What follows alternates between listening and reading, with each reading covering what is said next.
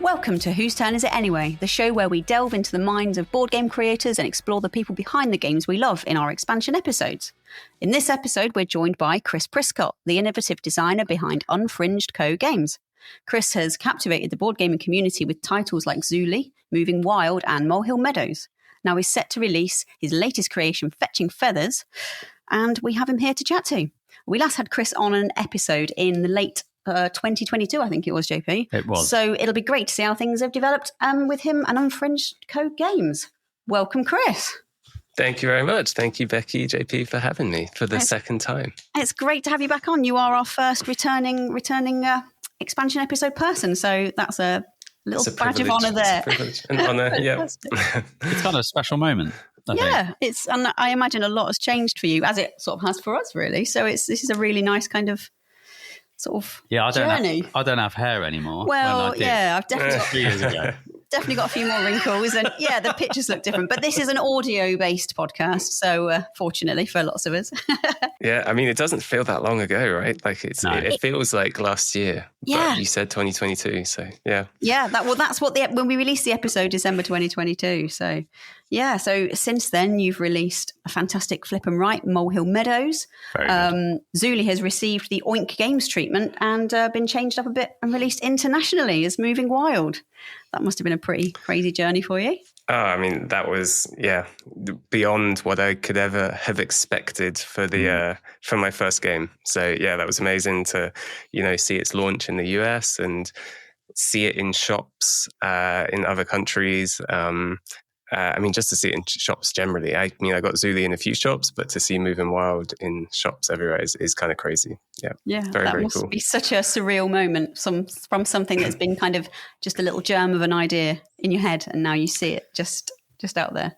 How does that feel as a designer of something?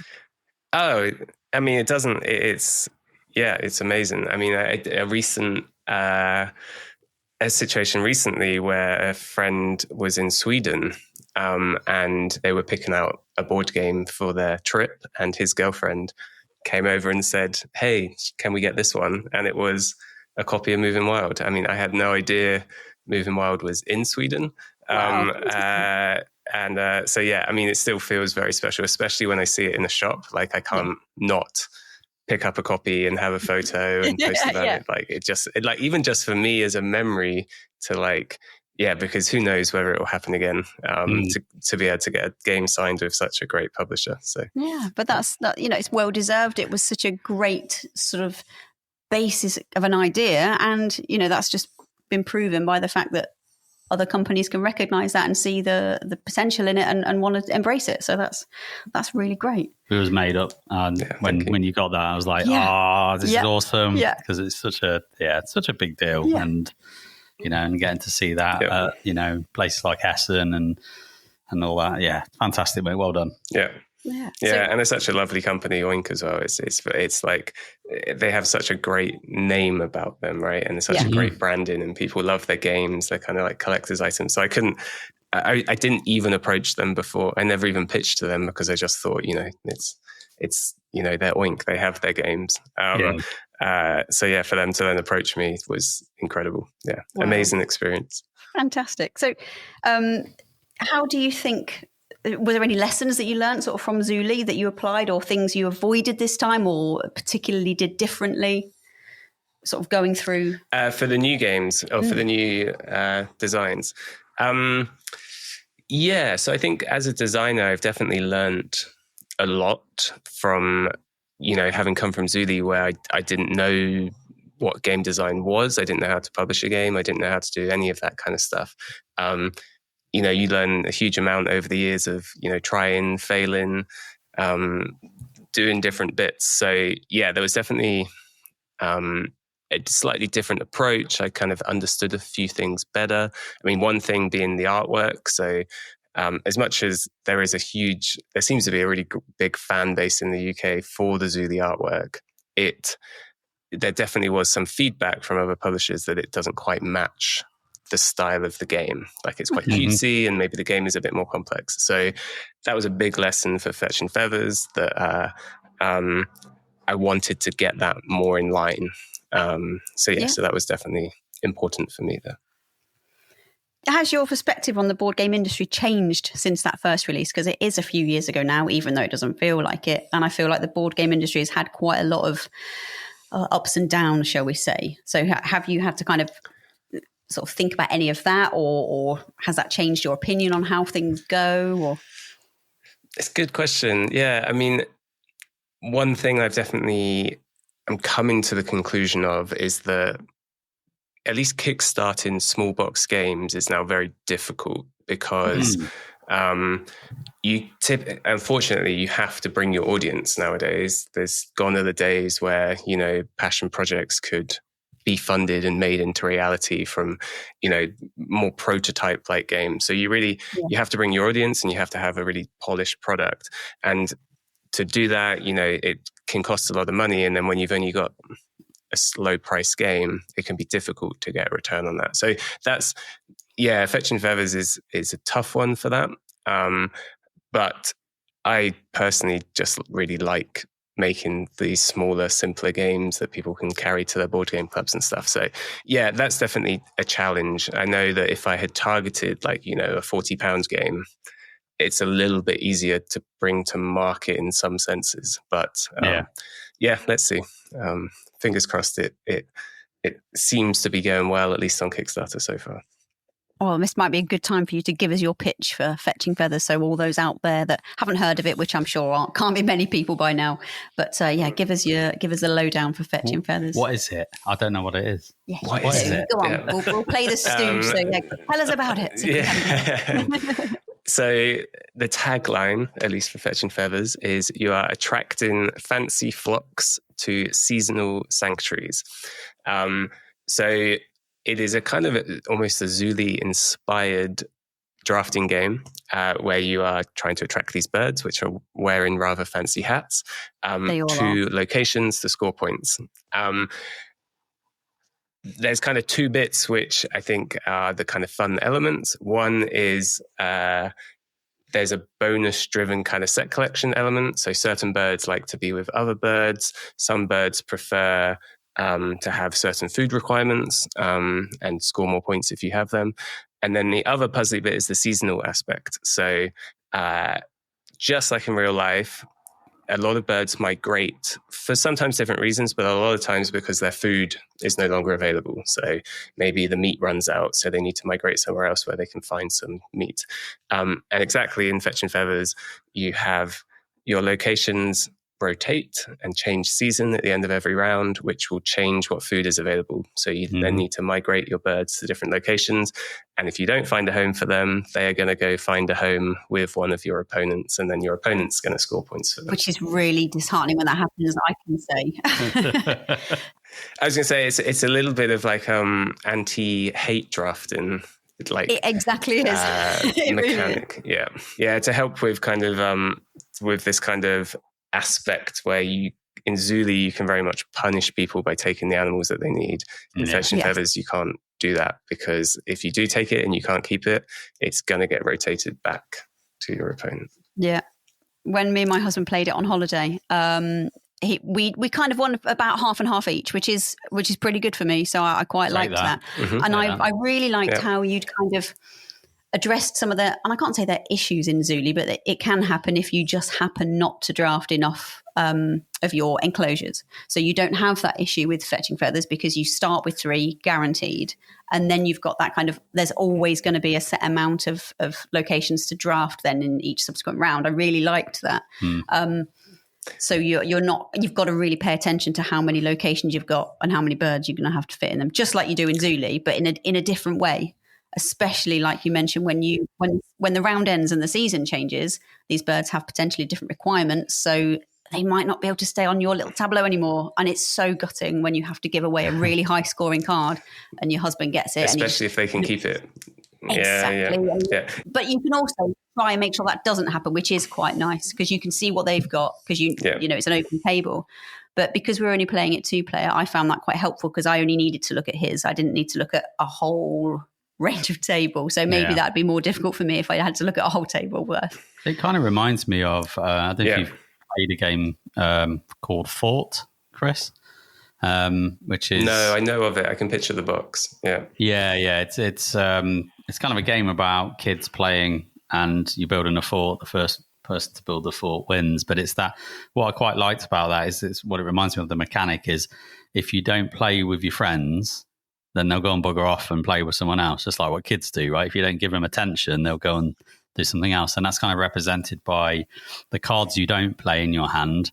They have to go out in front of your board, and then other players can have them. Yeah. And it's like that, but I need to use all of them, but I can't use all of them. And yeah, it's that kind of, it's probably nothing like that, but it's just reminding me of that kind of mechanic. Yeah, there is that definitely in there. Like, I really want to fit these in because I get extra bonuses. But then they're going to use it.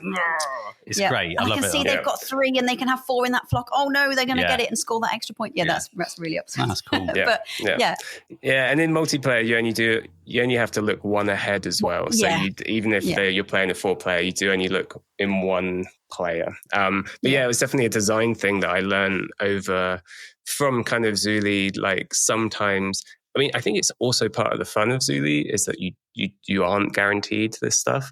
But I wanted it to be slightly more, have the games play slightly more similarly. But the strategy obviously changes every time. But you have a bit of prediction that you can make between ones. So talking about the creative process of designing the games, sort of how do you test and sort of change the ideas that you've got? Were there any concepts in Fetching Feathers that sort of didn't make the cut? I know that you've mentioned sort of when we've chatted before that Fetching Feathers kind of originally started as, in your mind, like a potential expansion to Zuuli, but you realised, no, this has got more legs. It needs to have its own set sort of thing. How do you sort of test those concepts? And was there anything that you really wanted to fit in that you just couldn't squeeze in? Yeah. So exactly. So it started as an attempt to bring birds into Zuuli. That quickly, failed in a way because a lot of the enclosures in Zuuli are kind of open topped, and so how would you even keep a bird in a certain area? So I was like, okay, and some of the other mechanics didn't really make sense. So I was like, okay, let's actually focus on how could I really like the core of Zuuli, but how could I keep that but add something that is more specific for birds? So this is where the kind of migration element came in. And actually, this is one of the things that changed. One of the bigger changes was for about half the time that it was kind of in development, you had migratory birds and non-migratory birds. So you might have something which once you've placed, it was locked to a location, or they're kind of islands in the game. And so like it's locked to an island and it can't go to somewhere else because it can't migrate. I quite liked it. It added this interesting element where you could, and it added interest in scoring because you could make them worth more points because they are harder to keep between seasons. However, there was one major issue, which was basically as you're drafting, how do you know whether a bird has been picked up this round or whether a bird was from the previous round? Because obviously if you picked it up this round, you could still move it somewhere. And that, as I was playtesting it, people were just questioning this a few times. And I was like, okay, I actually had a friend say, look, you should just try it, just take it out. And I thought, and my immediate reaction was, I'll try it, but I don't think it's going to work. And actually, whatever. The first game we played, it was perfect. It was like, okay, this, before we even finished the game, we were like, this works. And that got kind of cut out. So that was kind of a big chunk kind of taken out. And obviously everything needed to be rebalanced and all of this stuff now that there were different birds and different migrations and this stuff. But it's mostly that kind of process. And I like the idea with designing and this feedback that when you hear something once, you take notice, but you don't necessarily change anything. You hear it twice, that definitely goes in the notebook as like a feedback note. But if you hear it 3 times, that's usually a good sign that you need to change something. You need to address it in some way, because that's going to be more regular feedback that lots of people have.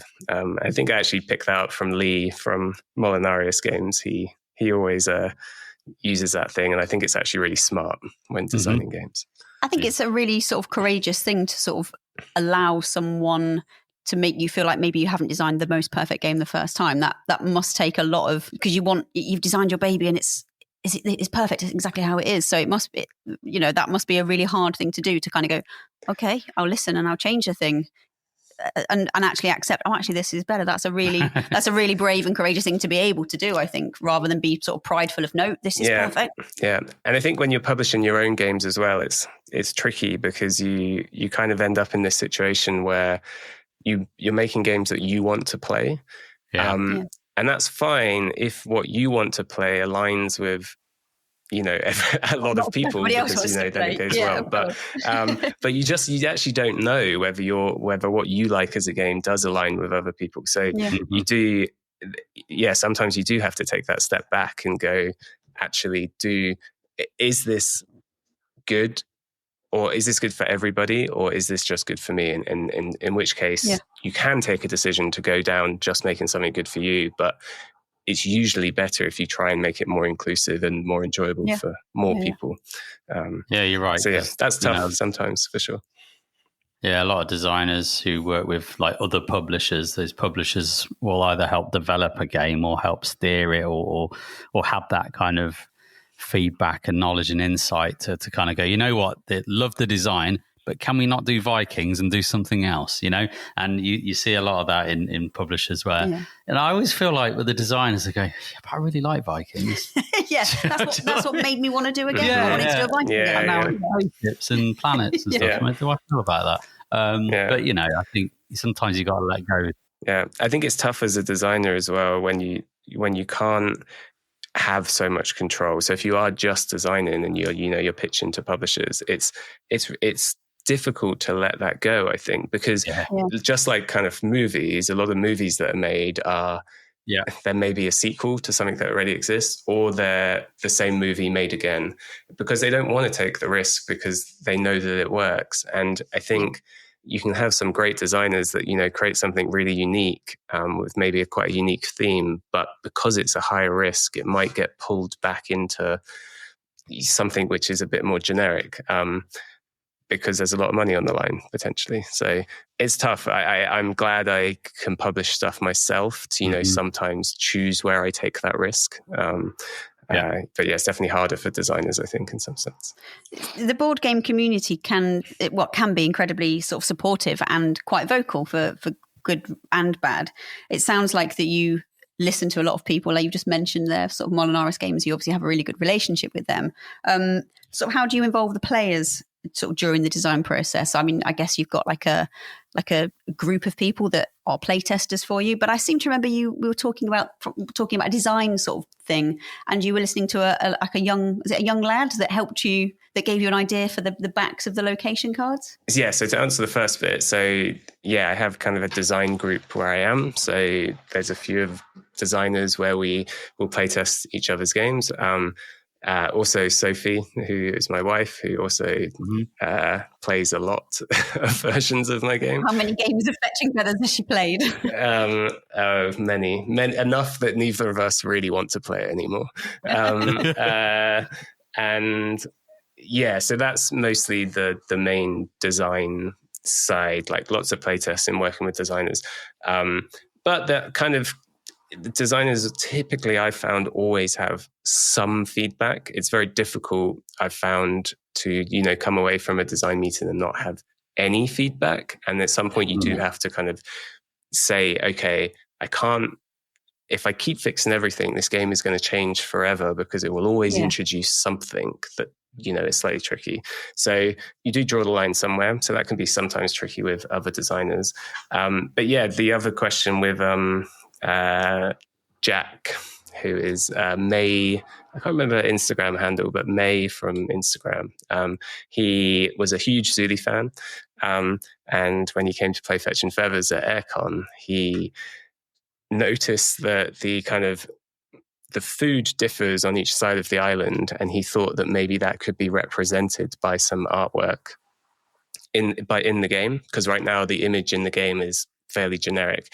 And so things like that, which I would have never thought of. And you have Jack come along and present this kind of amazing idea. I'm not sure whether it will be rolled into the final game or not, but just to have that kind of feedback, which, opening that up for people to give that kind of stuff, like Aircon and places like that, where I had the demo table, it's just a great place to receive that kind of feedback.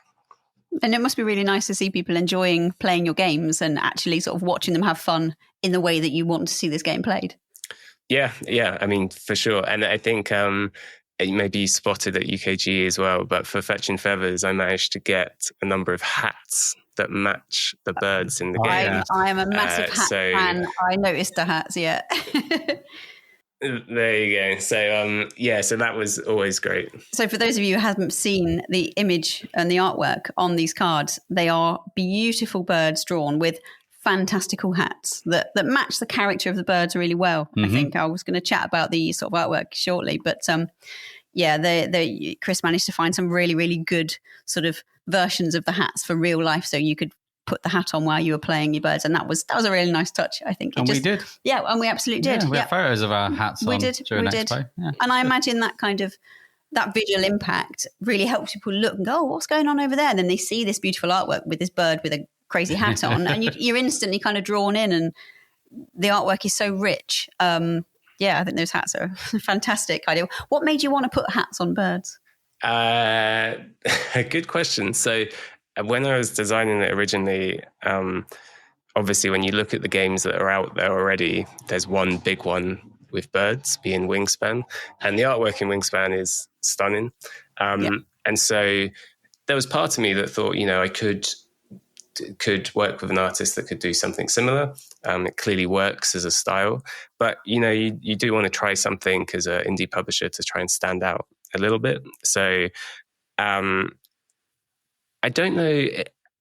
I think there was just a bit of a trend last year that I noticed at Essen, where you have this kind of, I can't say the word very well, but this anthropomorphic trend where you have kind of animals, human-like animals. And I didn't want to go so far with that, but I like the idea of using human-like, fashion, I guess, to give the birds personalities. So, and hats, because I wanted it like a portrait, like they kind of had their photo taken. Hats were perfect for that because they fit. So basically gave the artist the bird, that type of hat I'd like them to wear, and their personality, and came back with results better than I could have hoped for. Well, let's chat about it now. So I hope I'm getting this correct, and I would love any listeners to tell me if it isn't.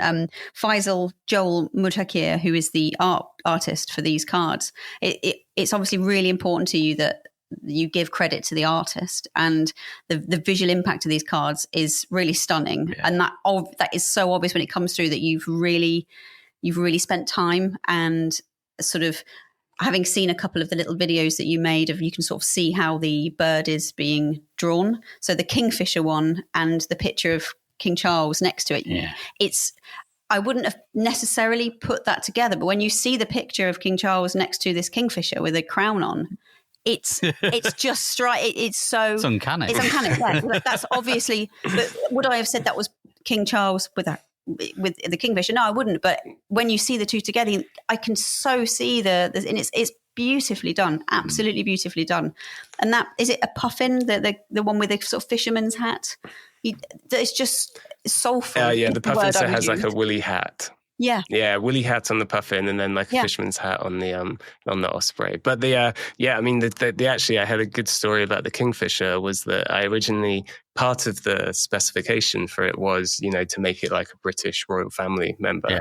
And I have some of the art. I was trying to send some of the original art because Joel made it very jowly. This kingfisher had so many jowls, and I was like, I like it. I mean, it really matches our royal family quite well, but maybe let's tone it back a little bit to make it a little bit more cute. So I'll maybe share that at some point. But like another interesting part on that was that now that I've had some international interest for the game, obviously for the English word, kingfisher, it's like play on words, wearing a crown. It turns out that in many countries, it doesn't translate as kingfisher. So in German, it's, I think, Eisvogel, which is like iceberg. And I think in French, it's something else completely. So, something I didn't realize, and, another lesson to learn. I mean, I think the art is still enough to sell it, but obviously they're not going to get the pun or like the play on words a little bit. I don't think that's necessarily necessary, perhaps.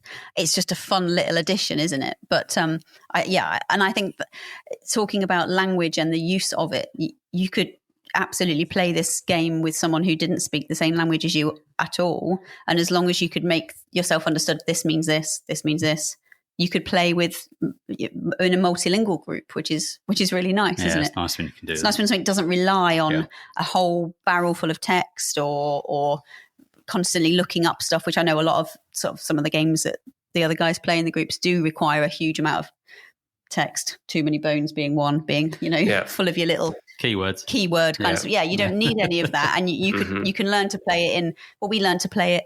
It was less than 2 minutes, and we totally understood what was going on, which is really nice. There you go. That's good to know from Zuuli fans, to know that if you've played Zuuli, you also pick this up quickly. Yeah. But I mean, I put a lot of work into kind of making sure that even the graphic design, obviously Zuuli has text, which makes it slightly inaccessible for some people.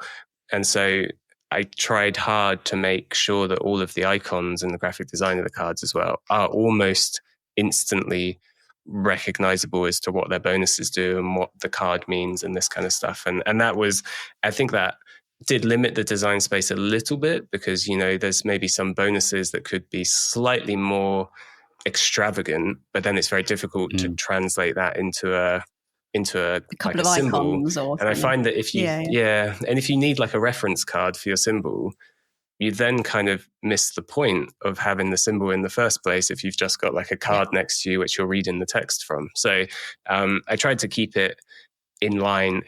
Tried to have it so that it worked as well as it could. And there's been tweaks along the way, but I think it's in a nice place now where most people understand the cards at first glance, I guess. So bringing that kind of changing location sort of thing, it obviously introduces a new layer of strategy than Zuuli perhaps has. So how did you arrive at that mechanic? Or you said you sort of made it almost realistic. So you tried it when you didn't have that, and you just found that it worked so much better when you had this sort of alternating food resource or whatever, or you get more points. You can stack more birds if it's winter because they like hanging out together in winter. Was that just because you wanted to make it thematic, or you just thought, actually, I can ramp up the kind of, I don't want to use the word complexity because I wouldn't want to put people off that think, oh, actually people, I play this with my family and my kids wouldn't be able to get anything more than Zuuli. I think if you can play Zuuli, you can absolutely play this. But there is definitely that more advanced kind of complexity, but not in a way that makes it difficult. It must have been difficult trying to balance that, like you were just saying. Yeah. So actually, I had I got asked a similar question recently, and I managed to kind of think about what it was. And actually, for a long time, I've really liked features in video games. I can't remember exactly which. I think it was one of the Settlers games, quite an old game, where it would change from day to night and then night back to day. And there was a nice, you would have different things happen, right? So you couldn't do the same thing at night and day. Let's say like the crops didn't grow during the nighttime. Yeah. And I really liked that mechanic. And I hadn't seen it in so many games where you have this kind of simple binary switch where you go from on, off, or whatever, day to night. And I think the Pokemon games did a version of it as well, where you could like catch different Pokemon at nighttime as opposed to daytime and this kind of thing. So originally that was a kind of idea for Zuuli expansion, was like a Zuuli day and night, because I'd been to like these lates at the zoo, like at London Zoo, and different animals become more lively at nighttime. Maybe some are more lively in the day. And I thought, that could be a really interesting play. And so it basically stemmed from that, like those two things. I've always really liked it as a concept, switching between these things. I as you may notice from a lot of my games, I seem to have an obsession with threes. So there's it's always 3 rounds or 3 something. So like on, off, on, or off, on, off, or whatever. So I like that concept, this kind of imbalance between you don't always play the same number of things.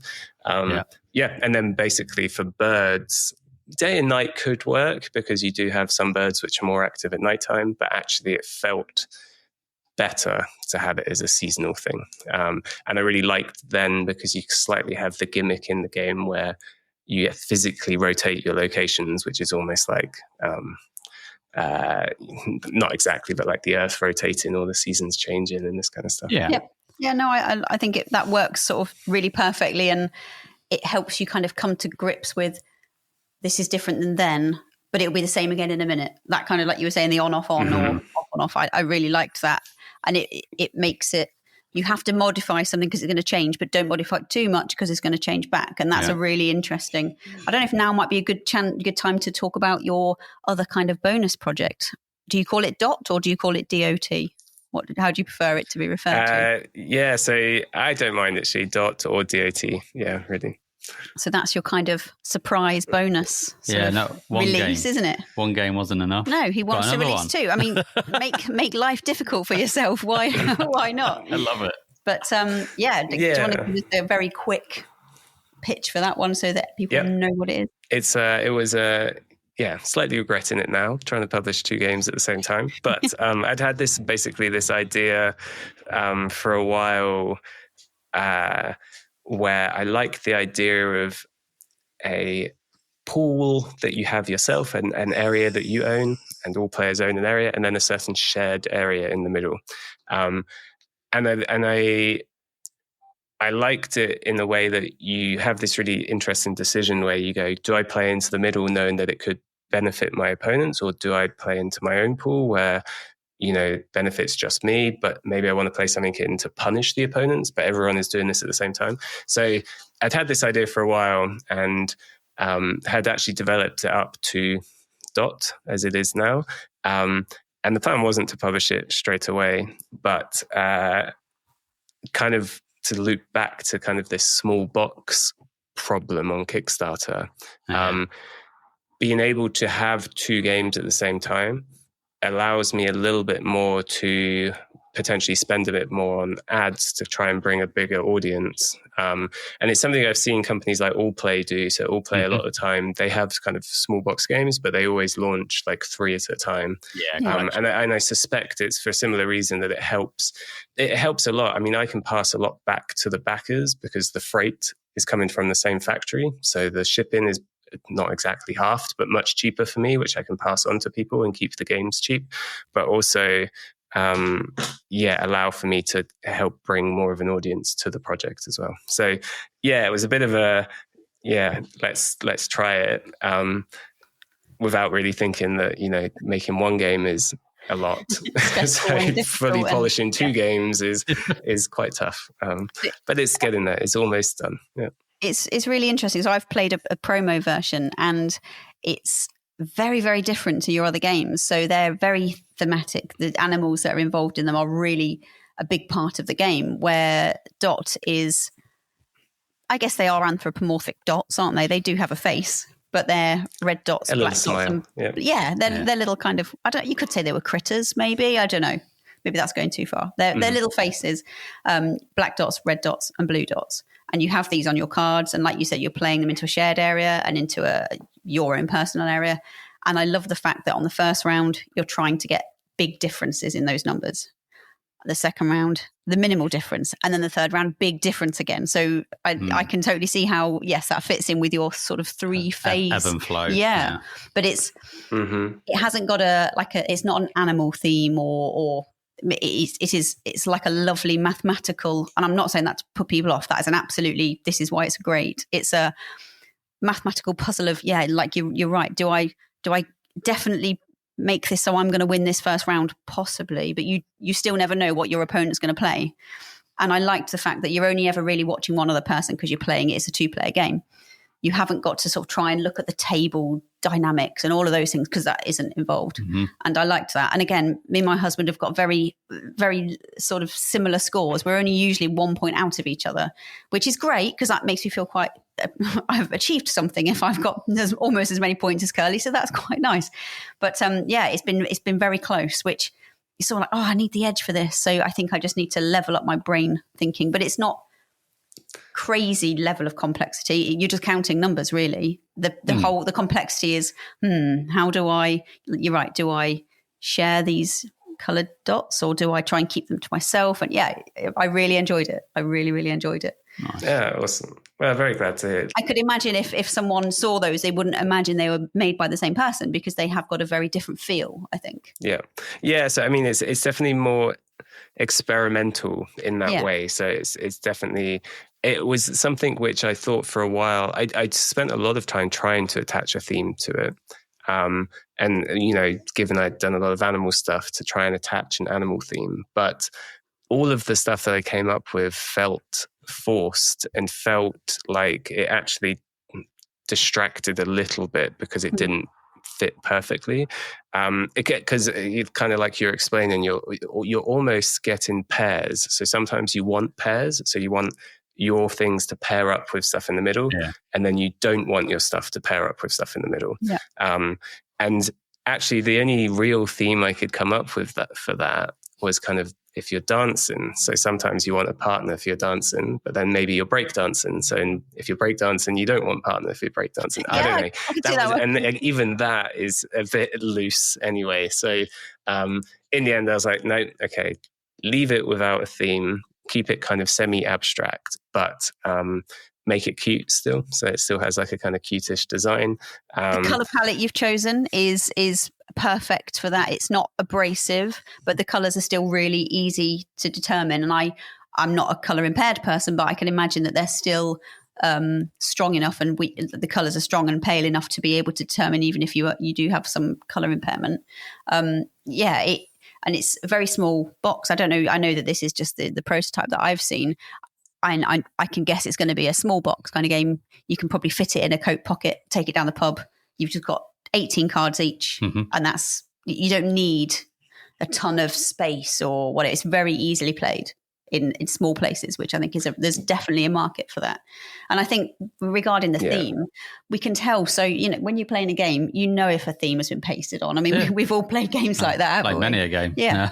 So I don't think games always need a theme, and that's coming from me who loves a animal theme. So I quite like the fact that you have started to diversify in that as well and go, you know what, this is an abstract game. We'll make it cute, like you said, but it is abstracted, and it's cool that you're trying these different things, like you say, being experimental. And I think, as you said earlier about taking risks, I'm not saying it's like a massive risk, but you're willing to try different things. And that's exciting, I think, for a designer, right? It's like, I want to put something like that out there, see how it goes, because you never know how things are going to be in a year's, 2 years, 5 years time, and you're trying all these different things. And you might go, you know what, it's not going to be always animal games.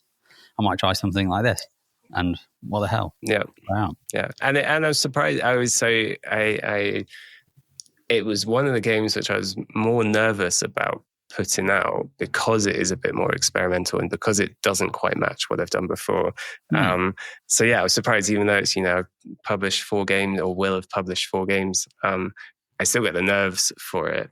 But I'm very happy with how people have responded. Like, and I think, like you mentioned, Becky, it's not necessary to everyone's taste, which, you know, is the case with all games really. But the people that like it really like it, and it's actually had a surprising amount of publisher attention as well. So publishers have wanted to look at it. Hopefully it will lead to, you know, some international contracts and stuff. But I think that 2-player quick game, which gives you enough thinky puzzle. I mean, you can teach it in a minute, 2 minutes, but you can just play a few games in the evening. I wanted to try something new, and I didn't want to attack on a theme. So let's see. So far, fingers crossed, people enjoy it as much as my other games as well. Do you feel, and you mentioned a little bit to that, alluded to a bit, do you feel the pressure now to create some masterpiece game because you've had such fantastic, phenomenal successes from the games you've put out. You were just sort of, it sounded like you feel, oh my goodness, now there's a real sort of, the pressure's on to deliver this thing. That must be is that quite scary, or does it make you strive for creating the best thing, or a bit of a mixture of all of it? It's been tricky. It's definitely been tricky. So Zuuli and Molehill Meadows, those ideas kind of came to me on an evening, and they barely changed from when they released. Like now I realize that's not the normal process, but those two games, at least, they were within 2 days, they were kind of the games they ended up being. With Fetching Feathers, for a long time, I called it like, the tricky third album. Like, there was a lot. I felt the pressure. I really felt the difficulty in holding, because the other two games had done so well, to make something as good or better, which, isn't realistic. I can't always make stuff that's as good or better. It's going to be, that's going to get exceptionally difficult as time goes on. So, I mean, maybe as good, but maybe not better. It was tough. I mean, the development on this took, it was definitely last year that the first version, maybe like November or so. And I only really wrapped the final version in kind of, April kind of time. So it took at least 6 months, which was much longer than my other games to get to a final version. But it kind of goes in waves. Like some of my other stuff, I mean, I was even chatting with Sophie this evening and potentially have an idea for actually game number 6. But nice. But that was, again, very quick and seems to, have just come and been like, actually, that should just work. But yeah, I don't know. Maybe you're right in that there was just a barrier, maybe a mental barrier as well, where I put a lot of pressure on myself to make something as good for the next game. And I hope it's got there eventually, but it took me longer to get there than it did for my other games. I think if the crowds at the UKGE have anything to say about how popular Fetching Feathers is going to be, I think you'll have no problem, because they were sold out within minutes, weren't they? When you were able to sort of sell a very few copies on each day, they were gone in a second. And I made it a beeline to get over there, and no chance. Because it was so packed, and that was so lovely to see. Yeah, people sprinting. I mean, I saw them. I thought it might be popular, but I didn't expect it to be as popular. And the second day, I was genuinely worried about people hurting themselves, because they were sprinting around these corners and almost, like a race car going sideways. Drifting around the side. It was a bit of it was a bit of both, right? I mean, it's obviously lovely that so many people wanted a copy. It was tough to tell people that I'd sold the number for the day. So it was a kind of positive and negative to tell some people in the queue, and I could see some people were really upset and say, that didn't feel so good. But it was a good experiment. I'm not sure whether I'd do it again. I don't know. I don't want to disappoint people. I want people to feel good when they come to my stand. Yeah. So it creates a hype, but that is, like you say, it's always going to come with a sort of unpleasant feeling underneath, isn't it? Yeah. The board game industry is constantly evolving. What trends do you see shaping the future? You've mentioned the anthropomorphization. Is that even a word? Have I got that? Of animals with funny hats and stuff. I couldn't repeat that word. I'm not going to try and do it a second time. Animals that look like humans and things. You said you saw quite a lot of that in Essen. So we found that just randomly games seem to release at the same time that are not the same game, but have a similar theme. So, for example, the last week of summer and the class of 80, oh goodness, I can't remember the number now, 80 something, the Patterson games. Yeah. Now we know that games take a little while to develop, so clearly there's something in the water that makes that, I don't know, that theme a thing. What do you think? How do you feel what do you think might be coming in the future? How do you see that? Yeah. I mean, I'd love to know as well, because I also see these trends, and it makes It makes me wonder if I'm on a mailing list. I'm not on the mailing list for some publisher group that, says, Capybara is this year. This year is Capybara Games. I don't know. I think, so I've noticed a lot of dual and duo kind of games, and that actually didn't play into my, obviously D.O.T is like a 2-player game, but so you were in on it. You were in on it. Maybe I was in on it, on that one. That's happened a lot this year. In terms of coming up, I would just be guessing, and usually you see it at Essen. When you go to Essen, you can get a feel quite quickly for what is popular. My prediction, though, because I think all of this stuff comes in cycles, is that I think that Exen rights or Flippin' rights, Rollin' rights, I think they're going to make a return. So I think we had the hype through COVID. I think they dipped a lot. I think they might make a comeback, because I think people really enjoy them still. They're still one of my favorite types of games. I think that people enjoy that, and maybe it's the cozy element as well, that you can just come back after a day's work and it's competitive, but actually you still feel like you've solved your own puzzle. There's something quite nice about that. There you go. You heard it here first. Rollin' rights 2026. One thing that I've noticed that all of your game shares is this kind of simultaneous play, which is absolutely in my wheelhouse, because I just lose interest. Well, lose interest is the wrong word, but lose concentration more than anything if you've got to wait a half an hour for your turn. I've already forgotten what I'd intended to do, and now I've just like, do you know what, whatever. No one likes that, Becky. No one likes to wait a half hour for their turn. But it happens though, doesn't it? It really commonly happens, especially the more complex the game, the more decisions. I get it, I just don't like it. Is that a conscious choice that you make simultaneous play games, or does it just happen that that's worked perfectly with the games that you've made?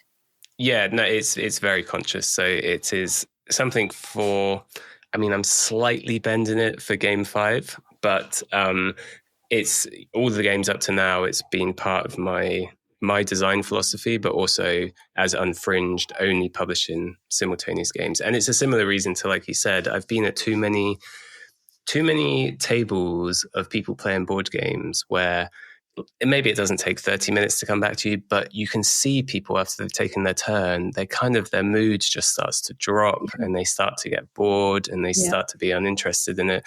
And then it gets back to them and they're not really sure what they're doing anymore because they've kind of lost concentration a little bit. And I don't want people to come away from the hobby thinking that about board games. And I don't think simultaneous is the only way to do that, obviously, but I think it helps a lot that you are always engaged with simultaneous plays. You might not like it, but then you play a different game. But I think it's a very conscious decision to do that. I think I may loosen it slightly. Ever so slightly. I don't think I'll ever have like a proper turn-based game.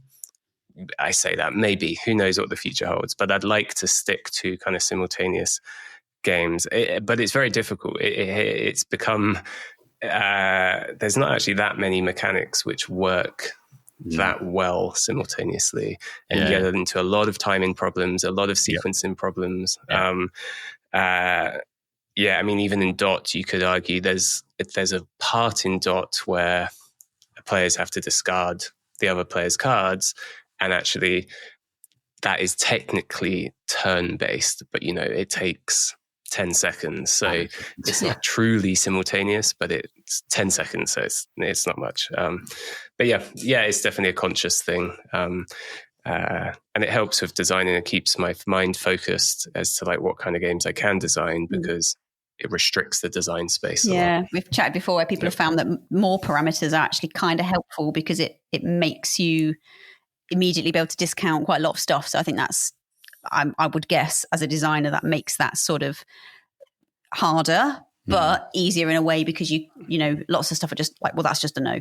Yeah, exactly. And I think it's, I like a kind of a half plan at the moment is that Fetching Feathers is quite similar to Zuuli's style, but I would like to have a game in Unfringed catalog which kind of represents a lot of the different mechanics. So like the flip and right is one thing, drafting with this thing. I'm not quite sure what you call dot. It's a weird one that doesn't really exist so much already. And then the next one should be like a bluffing, bribing kind of game. So, try and do a little bit of everything to try and, give people an introduction to a lot of these mechanics. Hobby game mechanics that, Do you have a favorite bird card? Which one is your favorite bird card? I got asked this quite recently as well, and actually, I didn't know, and I think I said Puffin because it just looks like he's going to cry. I love that. I think the Puffin and the Kingfisher I have a soft spot for. I don't think the Peacock is my favorite. It's maybe in mid-tier, but it's become so iconic with the game now that it's on the front of the box because it's the iconic Fetching Feathers bird. But yeah, it's tough. How about you guys? Did you have a favorite? The Puffin, I do love the Puffin because I feel sorry for him because he looks sad. And I always like the sad sort of looking ones. I think the Kingfisher, I just think it's so perfect. I think for me, it was really solidified when I saw that artwork of how they were looking at Joel was looking at the picture of the king. And it's like, yes, of course it's Charles. Of course it is. And I can't not see that when I look at it now, which is really, really lovely. I'm going down Team Peacock. Team Peacock, fair enough. It's the one I see probably the most. So I've probably been indoctrinated by the image. But again, you also got that out on, was it Tabletop magazine? Was it fairly recently as well? I think you had a big splash of. Yeah. There's the peacock. It's a real striking visual image, isn't it? It's great for that. That's what you want from a peacock, right? Yeah, absolutely. Show me all the colours, baby. Yeah. And I think it's quite international bird as well, actually. Yes. Yeah. So I think it spreads across many, many countries recognize it. Whereas a kingfisher, as we found out, is not a kingfisher everywhere. Recognizable. Not fish king. Yeah. Do you have any collaborations or projects then that you can tease for us? You just sort of mentioned a bit of bluffing there. So I think it sounds like you've got a little thing in the back, but can you say anything about it? Yeah. So I've not really announced anything about it. But it's kind of, I actually did a 6-player playtest last night, and that went down very well. So what I can say probably at this point is it's a clever bluffing game. So again, kind of to fit into my general games where it's not super simple, there's always a bit to it. So I say it's a clever bluffing game because there's some information about a forgetful waiter and some dastardly customers. Kind of restaurant themed. But it's really nice. It definitely focuses a lot on, and it wasn't intentional, it focuses a lot on kind of table talk and surprisingly role play. So every time I've tested it with people really get into character.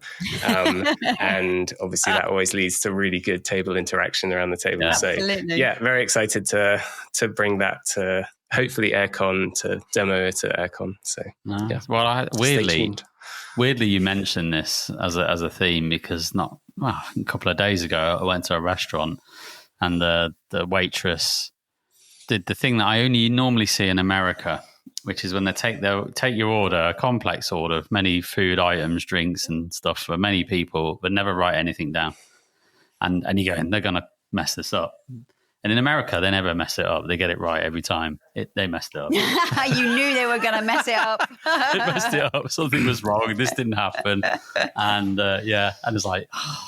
So weirdly, I've just had a callback to that experience when you explaining this game. Kind of the point. I mean, it's inspiration. So I won't lie. It is a theme which people will recognize quite quickly. Yeah. Kind of similar to what you're saying. Kind of similar to what happens at the end of a meal, typically when you go out with a group of friends. So very much kind of driven from stuff people know. So I think that's actually helped a lot when teaching the game because people get into it quite quickly. But there will be more information once I have a proper demo version and stuff. I'm intrigued. Fantastic. Well, we've got a few little kind of lightning round questions just to perk it up towards the end, if you're happy with that. So, interesting one now. Okay, here we go. Would you rather design a game everybody loves but you secretly dislike, or a game that you adore but only 10 people ever play? Be selfish. I think it has to be that 10 people ever play. Nice. I think it has to be one that I love. Yeah. Nice. That's the really lovely answer. Yeah. Okay. You get an unlimited budget, but only 3 components to make a game. What are you picking? It's almost got to be cards. It's got to be cards, doesn't it? Because it has very... And they cards, it has to be, because I think, all my games have cards. Cards... I would pick something jazzy, like is it like a rondelle or whatever? One of these wheels, just because they're fun to play with. What else do I like? I'm actually a big fan of. I don't even know what you call them. The little things that you put in front of yourself to hide what you're doing. Oh, like a screen. Like a screen. Yeah. Cards, screen, and a wheel. I'm not sure what game you'd make out of that. That's fine. It's Okay, would you rather your games be played only by hardcore gamers or only by families? I think only by families. Yeah. Oh, that's nice, because you get more memories, don't you? I like that. All right. Would you rather win a prestigious design award or sell 1 million copies? Oh, what? Sell out to the man? Oh, that's tricky. I mean, the problem is you just think how much opportunity you could have to make even more games with £1 million.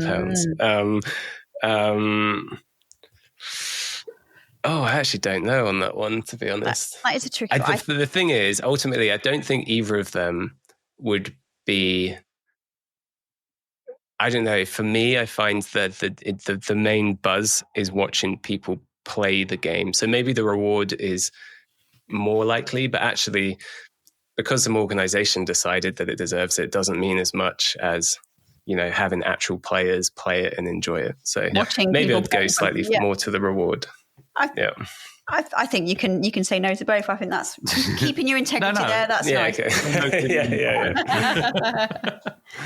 What would hurt your feelings more? Someone absolutely house ruling your game so much that it's unrecognizable, or never opening it from the shrink wrap and leaving it on the Kallax with dust on? What's more? Oh, it's got to be the house rules. I don't mind. I mean, I've never had anyone do it to the extreme, but I'm definitely pro house rules. So definitely that one. Okay. So you'd rather that one, you're saying? You'd rather the house rules than that one. Yeah, fair enough. Yeah. Would you rather be remembered for one legendary classic or 20 pretty good games? This is the last one now. I'm not going to... all right. These are tough questions. Yeah. I think legendary classic, yeah. Nice. So he's going to make Terraforming Mars and never make any more than 20, medium I'm surprised you didn't go Ark Nova. Oh, well. Come on.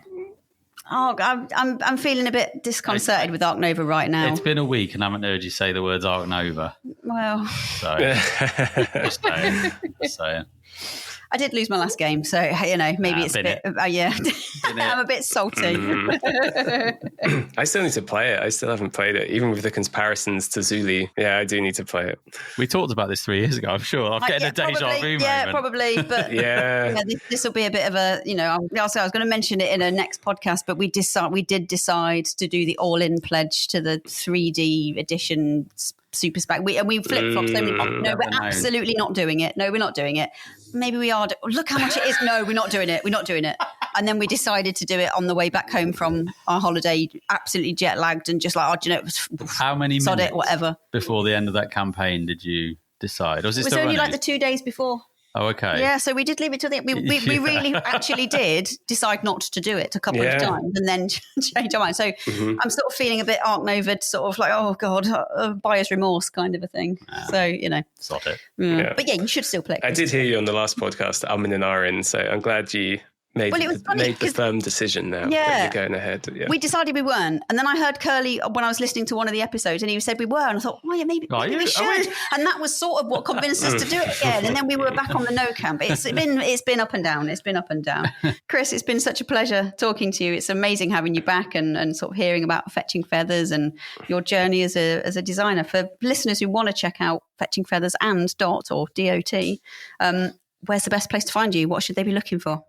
So, yeah, well, thank you very much, firstly, for having me as well, Becky and JP. A pleasure, as always. But, yeah, the best place at the moment is on Kickstarter. So if you search for Fetching Feathers, I think it's Fetching Feathers and .dot, but Fetching Feathers, it should come up. Or on my website, unfringed.co. You'll also be able to find a link to the Kickstarter on there or sign up to the mailing list. And at Unfringed Things on social media. So, yeah, again, if you want to reach out, just send me a message on there and, I'll get in contact. And you can still buy your little plushy sloth, can't you, from Zuuli fame? Because I saw it on your website yesterday. There's another place where you can find Chris as well, which is it's plug time. It's on our Discord server. So we have a Discord server, which is fairly new. It's in entry starting mode, and we're trying to get it going. But Chris, you've joined. You joined the fray. So come and join in Discord and come and chat to Chris because he's in there. He's there. Yeah, which is great. Thanks so much, Chris. It's been lovely talking to you again. Yeah. Take care, mate. Cool. Thank you both, and have a lovely evening. You too. Thank you so much.